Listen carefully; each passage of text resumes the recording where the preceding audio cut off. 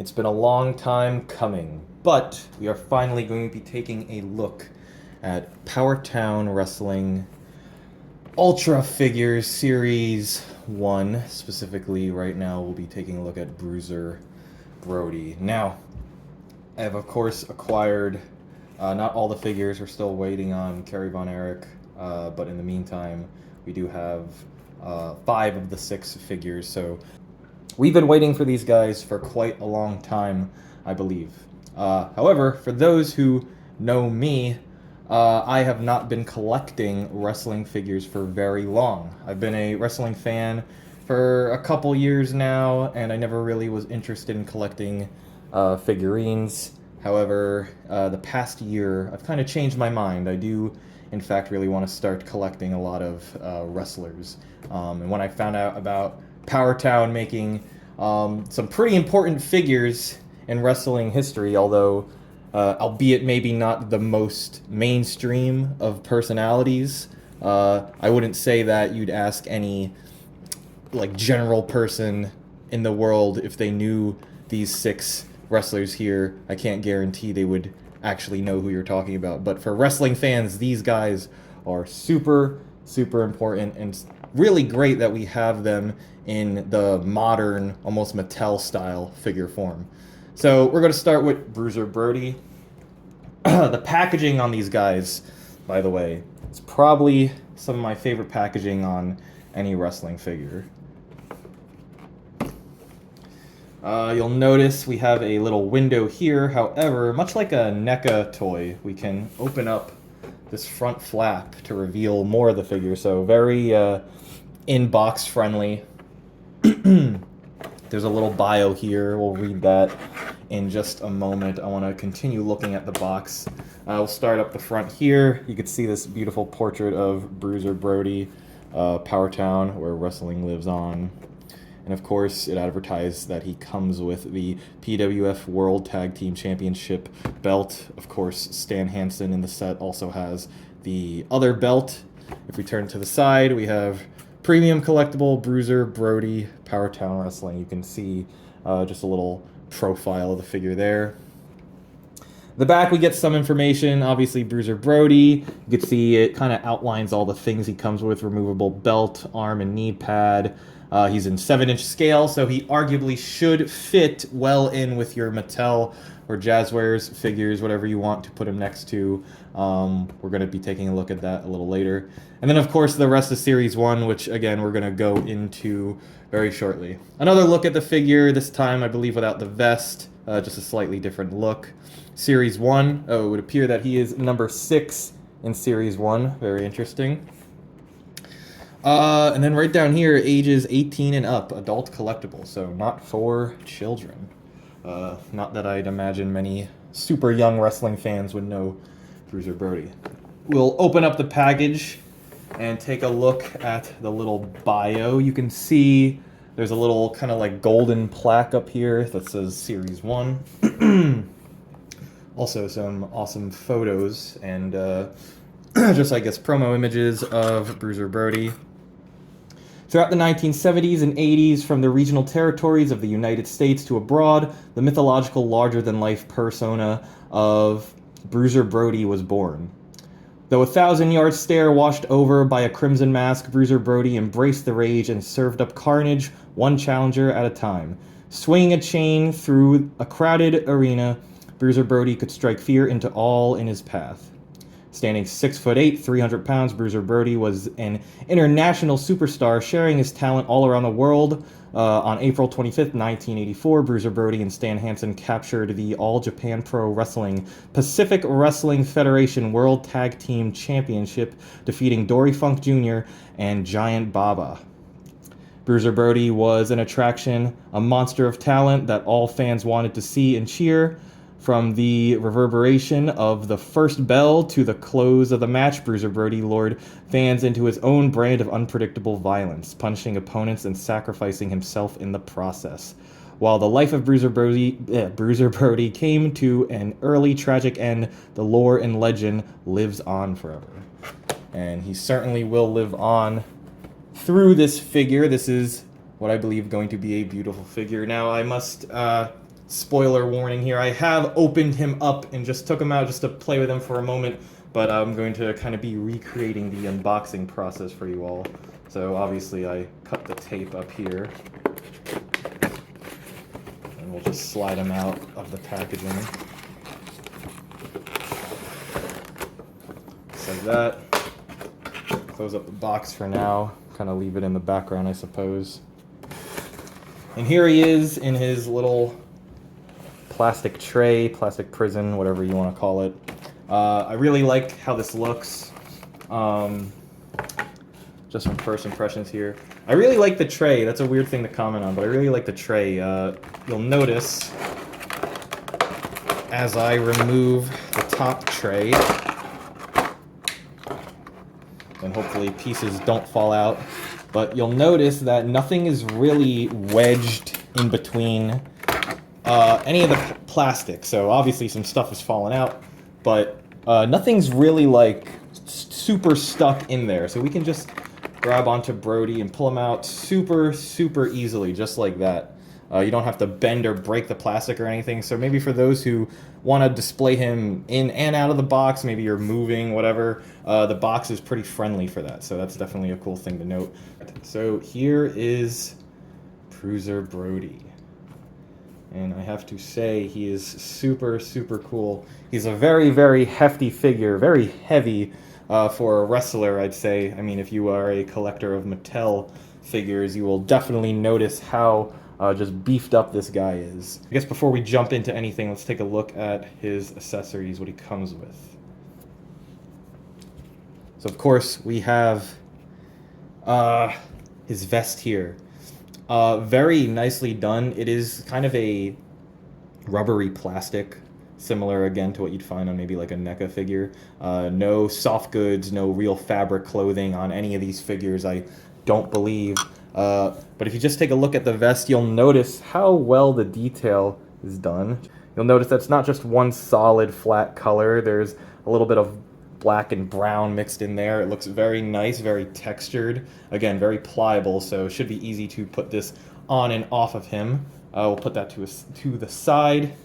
Of course, the big thing we have here is the Tag Team Championship belt. There, very nice. So unlike a Mattel Championship belt, this feels very nice. You'll notice that the leather, or plastic in this case, is very thin, which I think is going to give it a more natural look, a little more accurate to real life. And then the plates on it are like a type of reflective plastic. Looks a lot more expensive than, we'll say, the Mattel figure belts. So that is super cool. We'll put that aside. Comes with a plank or 2x4. This is a very sturdy piece of plastic. I don't know how well this is going to focus on the camera. Maybe I can do this, and you'll see that there is some brushwork in there. You can see in between the little grooves, there is, at least I believe there is, a little bit of a darker brown mixed in there. Very nicely done. We'll leave that aside. Then my favorite accessory, I must say, is the chain. Very neat. You can kind of put that around his, over his shoulder or in his hand, however you want to display it. And then of course he comes with his hand right here. We're gonna take a closer look at all these items in just a minute. Very nice. All right, so let's take a closer look at Brody himself. We'll start here with articulation. Now, the articulation is very similar to a Mattel figure. Very standard, though. It's not quite up there with an Ultimate Edition. I'd say it's kind of more of like, maybe like an earlier Elite in terms of like elbow and knee joints. I guess we'll start at the top. The head is on a ball joint. You can get decent motion. His hair kind of gets in the way, but he can look pretty far down, which is nice. I'm not sure if it's exactly a ball joint. It might be something like a little unique, because I think he can get his head down decently far, as you can see. Shoulders, very similar to Mattel shoulder joints. Obviously, no butterfly joint like the Ultimate figures. However, this is still very good. You can get it to go very high, very low, whatever you need out of a shoulder joint. There's a swivel at the bicep. Very, very standard. Single joint, pin elbow. As far as you can get it up. Obviously, not the most amazing articulation for the arms, but this will definitely do for what we're going for here. And then his elbow, you go pretty far back, almost like he's hyperextending it there. But otherwise, articulation on the arm, pretty good, pretty solid. And then you'll notice on the hand, there is a ball joint on, kind of like a hinge joint there. So you can plug that in, you can move the hand around, and also twist it at the wrist. So I think that's actually very unique, very cool. You'll notice at his torso here, he has very, again, similar to an Ultimate Edition figure, kind of like a ball joint, although he doesn't get the greatest amount of motion out of it. I wouldn't want to force it too much, but I am being pretty firm with it. You can see he can get only a little bit down and a little bit up. Going down to the waist, correct me if I'm wrong, I believe similarly to a Jazzwares figure, there is a ball joint in the waist, which is very nice. You can get an okay amount of motion out of that, probably serves its purpose, but again, not too much in terms of mobility there. Then, of course, the legs, which, if you didn't know, were having issues prior to this printing. So it should theoretically be all fixed. I'm not going to try to force it too much, but you can see there's no drop-down joint or anything. I don't believe so, at least. But he can get his legs out decently far, decently high. You're not going to get the most acrobatic poses out of Brody, unfortunately. Knees, again, single pin joint. Serves its purpose. You don't need too much out of that, so very good. And then his legs, halfway up the calf, is kind of like another ball joint. Very interesting choice, but it works. And then in the feet, he has just kind of like a hinge joint at the bottom. So very nice. As you can see, there is no pinhole at the feet, meaning that you cannot stand Brody on a ringside collectible stand, which I have here. I have the Mattel white version, and then I have the Jazzwares version. I brought these out just in case he had a pin. Unfortunately, he does not. We're now just going to take a closer look at the figure, and you can see the detail on him is just super incredible. The material on him, he is very, I almost said shiny, very not shiny, I'll say. Matte finish. Again, not too reflective or shiny. It gives it that more natural kind of skin tone as opposed to like a plastic toy, which you'll see with some of the Mattels. And I just gotta say, he looks very natural, very nice. His skin, I believe, is just one flat color. I believe that's how he was printed, but up in the face you could see there's a little more paint going on. Very nice, especially around the eyes. He has the scars up on his head. Crimson mask, very cool. And the one thing I will definitely give these Ultra figures in terms of paint is the hair. You can see the hair is not one solid color. There's a lot of brushwork going on in there. Makes it look very natural. If I were to compare it to anything in the Mattel lineup, it is very similar to Ultimate Warrior figures. You may notice have very detailed hair. So it's nice to see that this company, or Powertown, has done that as well. Likeness, I'd say, is pretty spot on. I must say, I remember the promotional images were out for these figures, and I was very curious how different they were going to look compared to the promo images, and I think they actually came out pretty similar to the promised product, so very good. Talking about the sculpt, the musculature is very, very nice on Brody. I'm not 100% sure yet, but I need to take a look at the other figures to see if there's any kind of reuse. You can see the trunks again, very, very nice. Too, with the paint, I still don't think it is one flat color even on the trunks. It looks like there's some gray, either like a gray wash or a gray dry brush or something in there that gives it a little more depth, which I really, really enjoy. This elbow pad and this knee pad are a very soft, pliable plastic, very similar to the vest, which is very, very cool. And we'll take a look at his hands. You can see he's got his knuckles wrapped up.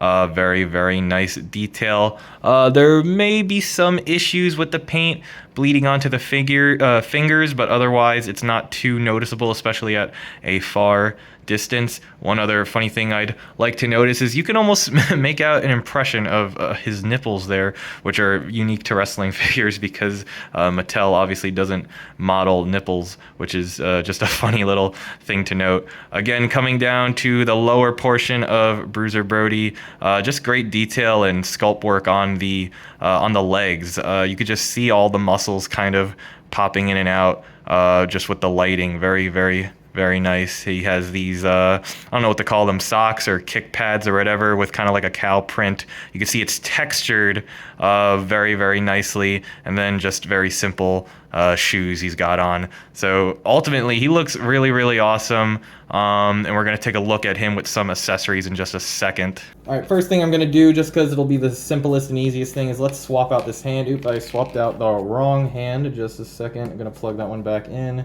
Take this one off. Or am I crazy? Oh no, I am crazy. It was the right hand. After all, just a second. Swap this in.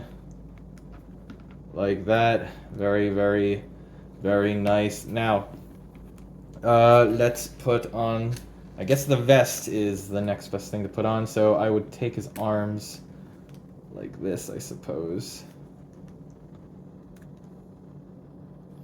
And then you're just gonna slide this on. Like that. Very, very easily. And I think he looks great with the vest on. You'll want to manipulate the head articulation a little bit so you can get the vest, or I'm sorry, the hair on top of the vest. Makes it look a little more natural. Also covers up the little bit of a gap that you have between the hair and the body, making it look a little more natural. As you can tell, you can optionally remove the elbow pad and knee pad. I'm going to leave them on just for the sake of convenience and just because I think he'll look cool with them on. So there's Brody with the vest on. Looks super cool, super awesome. Next thing I'm going to do, maybe I should have done it first, but we'll strap on his tag team championship belt. And then there you have him with his tag team championship belt on. We will take a better look with him and Stan Hansen with his belt on as well in the next video. But there you have that. I'm going to remove this hand for now, replace it with his gripping hand just so we can see what it looks like when we put in his accessory here. Now you can see he doesn't really hold it that well, but he can hold it well enough. His hand doesn't fully really grip around it, but that's okay. So if you want to get him in kind of like an attacking pose, that, whatever you want. Very, very cool, just like that. And then, of course, like I said, my favorite accessory is the chain. Now, obviously, he can't really grip the chain in any way. Maybe if you want to wrap it around his hand, maybe that's how you're supposed to do it. You can get him. Obviously, you can't articulate the chain to be swinging around. Let's take off his tag team champion belt for now, so we can get him more in a natural pose here. So now here's Brody with the chain in hand. This is probably how I'm going to be displaying him. This is how I mostly remember him running around the arena with the chain swinging around, scaring patrons into running out of the arena. So very, very cool and awesome. Before I give my final thoughts, we're going to bring in a couple of Mattel figures just to compare for size purposes. So we have Brody off to the side here. I'm going to bring in the recently released Raw 30th Undertaker set, or the 30th anniversary set that came with Taker, 123 Kid, and Scott Hall or Razor Ramon. And I believe the Undertaker was billed 1 inch shorter than Brody, so I gotta say the size comparison I think is pretty accurate. I think that looks really, really good. Let me see if I can make them line up a little better with Taker here. I know sometimes on camera it can be a little deceptive, so let me just try to fix their feet here. Stand. Yeah, that looks really, really good to me. So it's nice to know that Brody is going to fit in well with your other wrestling figures just for the heck of it. We also have Stone Cold Ultimate Edition. We'll put right here. You can see Brody kind of towers over him. Brody is a very, very large man, or was a very, very large man, so it only makes sense. We're going to now swap out him just to see Brody next to a female figure. I just have the Ultimate Alexa Bliss, and as you can see, she... I almost said she towers. He towers over her. As you could imagine, she looks like a child compared to Bruiser Brody. So what are my final thoughts on Bruiser Brody? So I think this is an awesome figure, probably one of my favorites in my wrestling collection so far. Like I said in the beginning of the video, I'm a little new to collecting wrestling toys as of last year, so I only have like a couple dozen of them so far. I'm very happy to have these. I think the Ultras from Powertown Wrestling are going to be super, super cool. I cannot wait to see who is in Series 2. They scale up very well. I don't know if they're perfect, but they look very, very good next to your other wrestling figures, whether it be Jazzwares or Mattel. It's nice to see these characters or these performers in this specific scale. Articulation is good. It's not nearly as good as maybe Mattel's Ultimate, but I think, honestly, sculpt and paint kind of make up for the lack of amazing articulation. That being said, the articulation that he does have is very, very good. Accessories are awesome. Definitely amazing that we have this championship belt. This is definitely one I don't think we've ever had in any figure form. Correct me if I'm wrong, but this is going to be awesome just to have. And of course, the chain is amazing. Is there anything I would say that maybe I'd want a little differently? Not necessarily sure. These aren't Mattel figures. They're not mass-produced, so I'm not... Well, good catch. Not necessarily sure how I would critique these guys in terms of what I'd want to see more of. Definitely, obviously, I love alternate heads. This is a very good head sculpt, but it is a very plain head sculpt. It would be nice to have maybe an angry look on him. I don't know if they're ever going to go back to the same wrestlers that they've done in Series 1, but maybe down the line we get a different version of him. I don't know. Otherwise, accessories are definitely good. I'm not one to really rate a figure, but if I were to rate it based on everything I've shown you, price and everything, I'd say honestly 8, maybe 9 out of 10 is where the ballpark I'd give. Pin joints, not pinless. Little unfortunate, but you can see they're hidden very, very well, so you don't really notice them too much. They're not as obvious as a Mattel figure. You'll notice on a lot of Mattel figures as well, there's some excess plastic that might be around the joints. You don't really see any of that with these figures. You can tell that they are way higher quality than the mass-produced Mattel figures. So ultimately, an awesome figure, an awesome first impression on this wave, on this line, and hopefully we get many, many more of these to come. Like I said, we're going to be looking at Stan Hansen and all the other figures in this Series 1. Very awesome figure. So far, I know it's the only one I've really opened and looked at, but this is the real draw for me was Bruiser Brody, so super happy to have him. He may be my favorite at the end of the day. So thank you for watching. If you want to see the rest of the line, make sure you give me a follow so you don't miss out on what's to come.